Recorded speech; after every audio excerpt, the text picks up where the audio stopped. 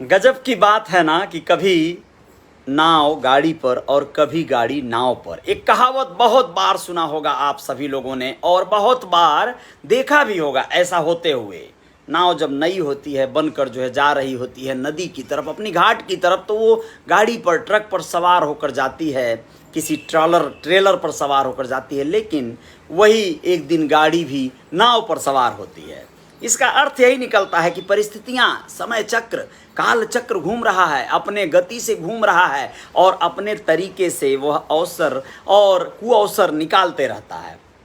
नमस्ते, अजय साहनी स्टार हूं और रियल रिपोर्टर न्यूज़ का आपका पेज है, आप सभी का स्वागत है। कहना ये है कि देखिए ना, आज माहौल कैसा बना है उत्तर प्रदेश में। एक अनुकूलता देखिए, कल एक न्यूज़ बताया था आप लोगों को कि बुलडोजर चल रहे हैं जगह जगह। बुलडोजर क्या है? बुलडोजर मतलब जेसीबी, यानी बुलडोजर तो वैसे हम लोग जब छोटे थे तो आम तौर पर कहते थे सड़क पर जो है रौंदने वाले जो सड़कों को बनाने के टाइम में जो रोड रोलर चलता था उसे हम लोग बुलडोजर कहते थे।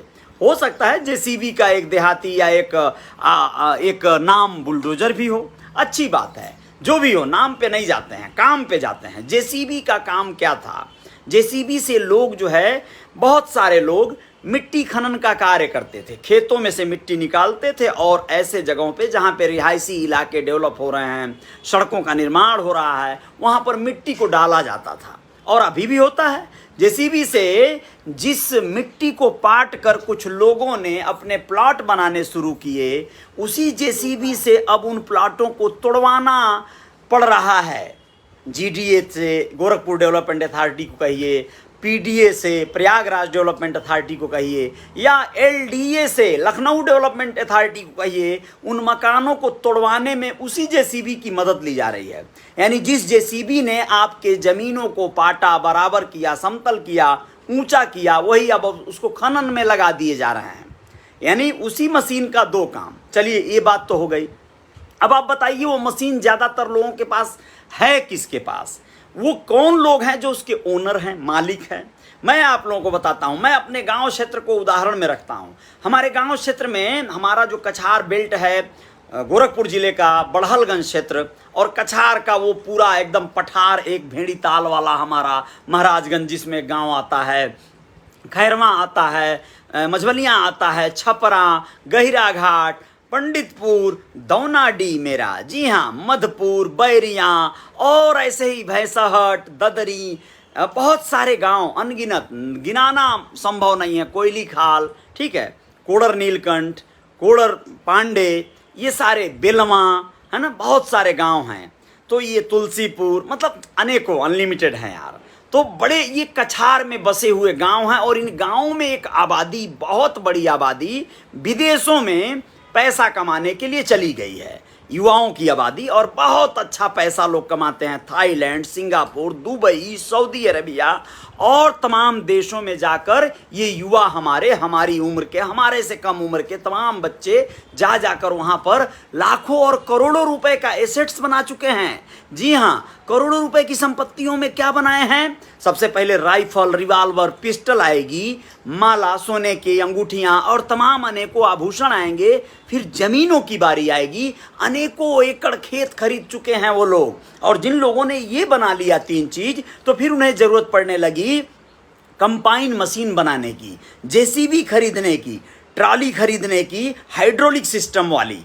उससे वो लोग वहीं घर बैठे गांव पे, एक उनके परिजन जो गांव में रहते हैं, मालिकाना हक जताते हैं, लेकिन एक्चुअल में वो मालिक नहीं होते हैं, वो गांव के और अपने घर के रखवार होते हैं। अपने घर के परिजनों का जो भाई विदेशों में रह रहे हैं, उनके बच्चों को पढ़ाने लिखाने और खेती बाड़ी करने के वो जिम्मेदार होते हैं। उनको पैसा मिलता है जितनी आवश्यकता है, कई बार तो उन्हें बहुत भरपूर पैसा मिलता है। उनके एटीएम में, उनके अकाउंट में पैसा भरा पड़ा होता है। एटीएम उनके पास 2-2, 4-4 होता है। वो स्कॉर्पियो, सफारी और पजेरो टाइप की गाड़ियों से चलते हैं।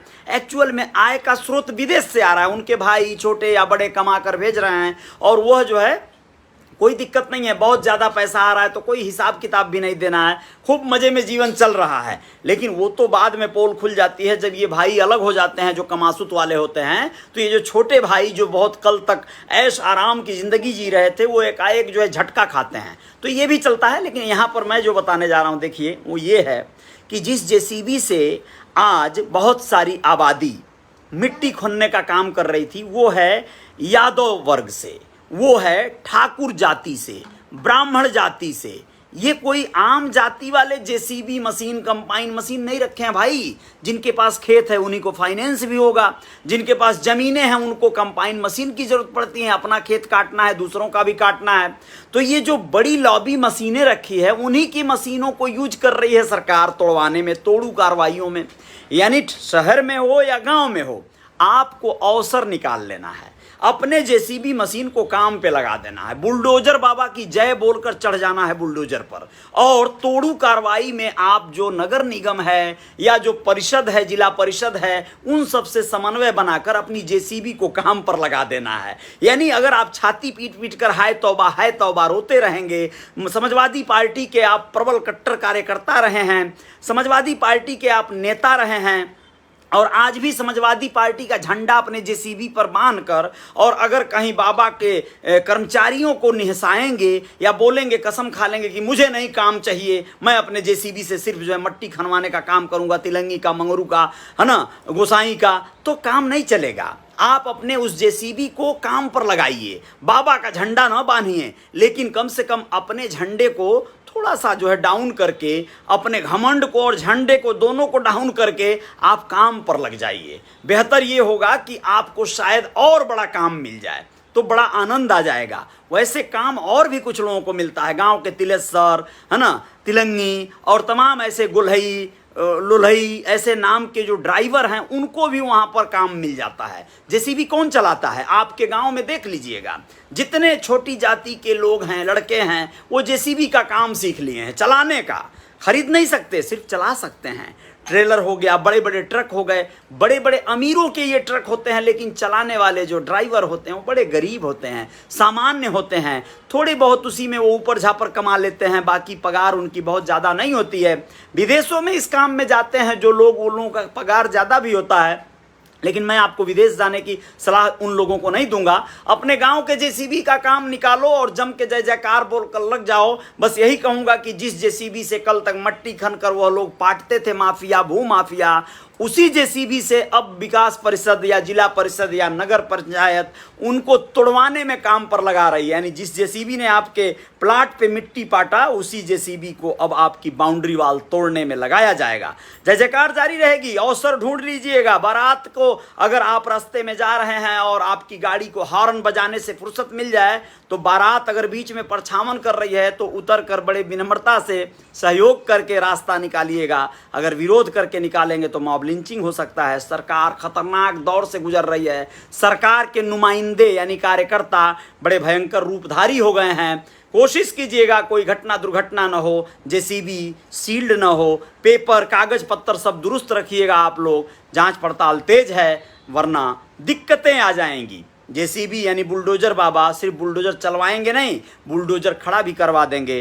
पुलिस मौका ढूंढेगी कमाने का, और ऐसे जब वक्त आते हैं तो लोग रास्ते निकाल लेते हैं। जैसे इस समय नगर पंचायत, जिला पंचायत के अधिकारी तोड़ू कार्रवाई के नाम पर अच्छा खासा रुपया भी ऐंठेंगे लोगों से, लेकिन आप लोग अपने सुरक्षा के लिए अपने कागज पत्तर से दुरुस्त रहिएगा।